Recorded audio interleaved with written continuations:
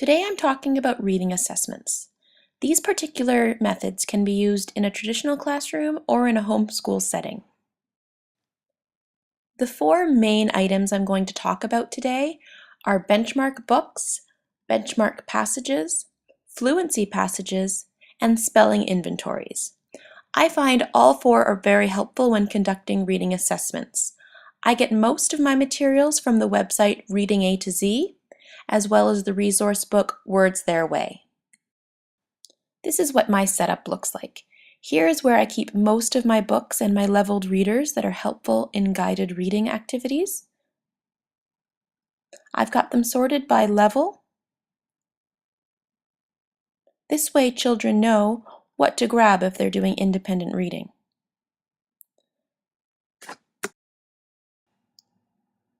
With each leveled book, I keep two folders. This one is for the skill building worksheets or activities that accompany each book. These can also be found on the Reading A to Z website. Here's one example of a leveled book matched with its accompanying activities and skill building pages. The second folder is geared more towards the teacher or instructor. Within it, there are instructions about guided reading or lesson plans that are designed to work with each book in the series. Here you see some examples. Here you see an outline of the book summary, objectives, materials that could come in handy when teaching, vocabulary, how to build a background from the book, book work you can do before, during, and after reading the story with students. There are also suggestions for how you can build reading strategies and skills in various areas such as phonological awareness and grammar and mechanics. Finally, there's a post-assessment section where you can extend the reading, review skills that were learned, and there are links if you download this online that can get you to comprehension checks to check for understanding. Here I keep my benchmark books. These are great because there are a number of them in each level and they come with running records and comprehension checks, which makes keeping up to date with your students' reading level a breeze. All books in this series are fantastic. They have consistently great pictures and illustrations that helps motivate students to read. Here is one of the running records.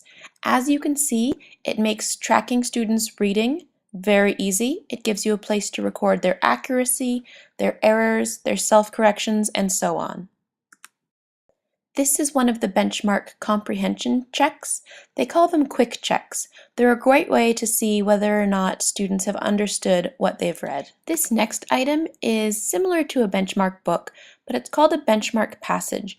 It's not quite as lengthy as the books, but it still allows you to take a running record to check for students' accuracy and fluency, and it comes with a quick comprehension check to see if they're understanding the content.